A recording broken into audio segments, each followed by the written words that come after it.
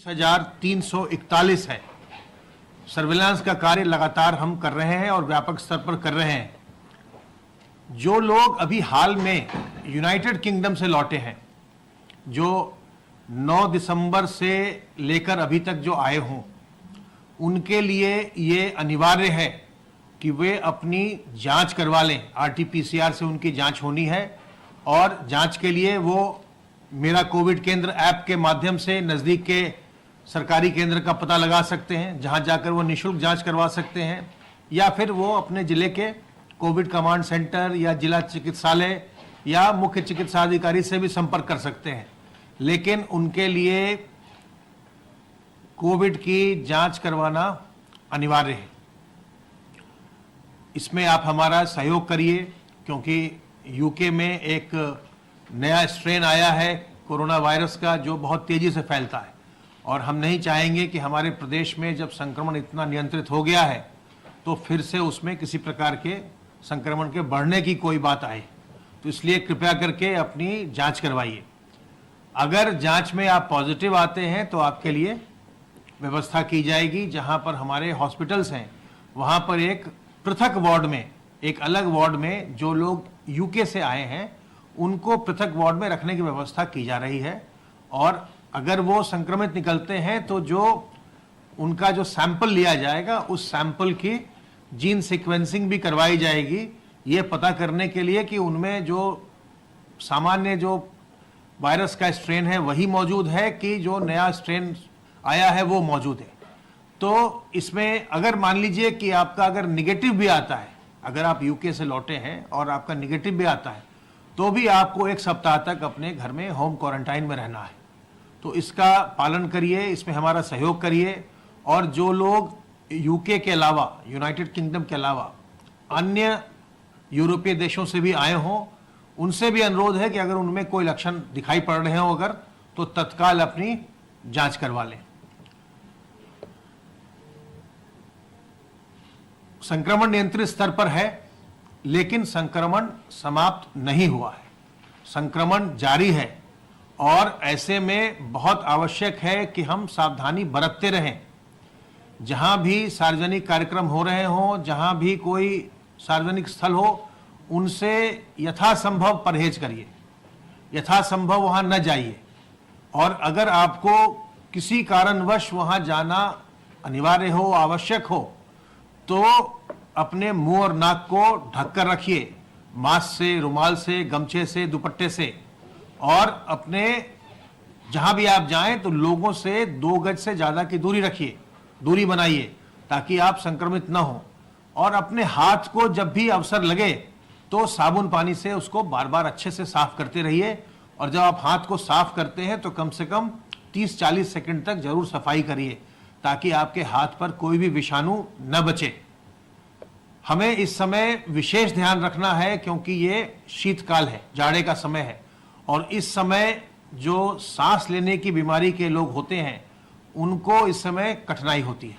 सांस लेने की जिनको बीमारी होती है पहले से, उनको इस समय और उनकी समस्या बढ़ती है। और आप जानते हैं कि कोविड भी आपके फेफड़ों पर ही आक्रमण करता है, इसलिए इस समय बहुत ही सावधान रहने की आवश्यकता है। अगले 2 माह तक, जब तक कि शीतकाल है, बहुत ही सावधान रहना है। और विशेष करके जो हमारे बुजुर्ग व्यक्ति हैं, उनका, जो गर्भवती महिलाएं हैं उनका, जो लोग पहले से किसी बीमारी से ग्रस्त हैं, कैंसर है, लिवर की बीमारी है, किडनी की बीमारी है, हार्ट की बीमारी है, या डायबिटीज हाइपरटेंशन है, तो इनको सतर्क रहना है, सावधान रहना है, इनको संक्रमण से बचे रहना है। और छोटे बच्चों को भी संक्रमण से बचाना है, क्योंकि इनमें संक्रमण आने के बाद जटिलताएं देखी जाती हैं। ये हम लगातार देख रहे हैं। हालांकि संक्रमण भी नियंत्रित हो गया काफ़ी, और मृत्यु भी जो है वो भी काफ़ी कम हो गई अगस्त-सितंबर की तुलना में, इससे होने वाली मृत्यु। लेकिन संक्रमण भी हो रहा है और लोगों की मृत्यु भी हो रही है। और उसमें हम यही देख रहे हैं कि जो लोग इसमें संकोच कर रहे हैं, जो इसमें विलंब कर रहे हैं, जो अस्पताल जाने में या इलाज कराने में विलंब कर रहे हैं, उन्हीं में जटिलताएं आ रही हैं। और फिर बाद में जटिलताओं के कारण कभी कभी किसी व्यक्ति की मृत्यु भी हो जाती है।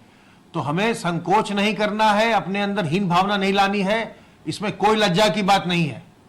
अगर किसी को संक्रमण हो ही गया तो इसमें कोई लज्जा की बात नहीं है। अपनी चिकित्सा करवाइए, अपना इलाज करवाइए, और जांच की व्यवस्था, इलाज की व्यवस्था राज्य सरकार के द्वारा बिल्कुल निःशुल्क है। तो सावधान रहिए, सतर्क रहिए, चिंता मुक्त रहिए, स्वस्थ रहिए और प्रसन्न रहिए।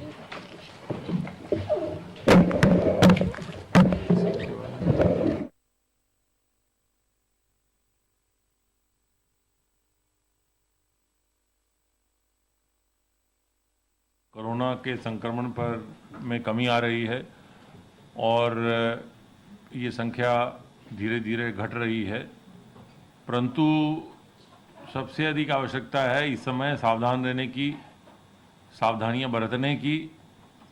लगातार मास्क का उपयोग करते रहिए, हाथ धोते रहिए और सामाजिक दूरी बनाकर रखिए। भीड़ भाड़ के क्षेत्रों में कम जाइए, आवश्यकता के हिसाब से जाना भी पड़े तो दूरी बनाकर रखिए। ये सभी अगर सावधानियां बरतते रहेंगे तो निश्चित रूप से कोरोना को समाप्त करने में मदद मिलेगी। प्रदेश में कोरोना का संक्रमण घटने से कंटेनमेंट जोन्स और हॉटस्पॉट्स में कमी आई है। अब वर्तमान में प्रदेश में 6000 कंटेनमेंट जोन्स हैं। कोरोना में कमी आने से का एक इम्पॉर्टेंट काम किया है उत्तर प्रदेश सरकार ने, वो ये कि देश में सबसे अधिक कोरोना के टेस्ट हुए हैं। जैसा अभी उन्होंने बताया, 2,29,00,000 टेस्ट अभी तक हो चुके हैं और लगभग 15 करोड़ हमारी जो जनसंख्या है वहाँ तक हमारा स्वास्थ्य विभाग पहुँचा है और संक्रमण के बारे में व्यक्तिगत रूप से उन सबसे जानकारी ली है। इस प्रकार लगभग 24 करोड़ की आबादी में से लगभग 17.5 करोड़ के आबादी तक उत्तर प्रदेश का स्वास्थ्य विभाग पहुंचा है। हमारे जो जिला प्रशासन के लोग पहुंचे हैं और व्यक्तिगत रूप से उनसे उनका हालचाल लिया है, संक्रमण का उनका हाल पूछा है। इसके साथ साथ जो एक इंटीग्रेटेड कंट्रोल और कमांड सेंटर की व्यवस्था की गई उत्तर प्रदेश में, वो एक सराहनीय है। वो एक अलग से वो उदाहरण है, क्योंकि प्रत्येक व्यक्ति जिसका टेस्ट हुआ है उसके बाद से हमारे कॉल सेंटर, माननीय मुख्यमंत्री जी का कॉल सेंटर, ये सब मरीज का अनुश्रवण करते हैं, उससे उसका हालचाल पूछते रहते हैं, ये जानकारी करते रहते हैं कि वो अस्पताल में गया, उसका इलाज ठीक चल रहा है नहीं चल रहा है। इस प्रकार की व्यवस्था कहीं और नहीं है। तो ये सारे जो कदम हैं, इनसे प्रदेश में कोरोना के संक्रमण को कम करने में सहायता मिली है।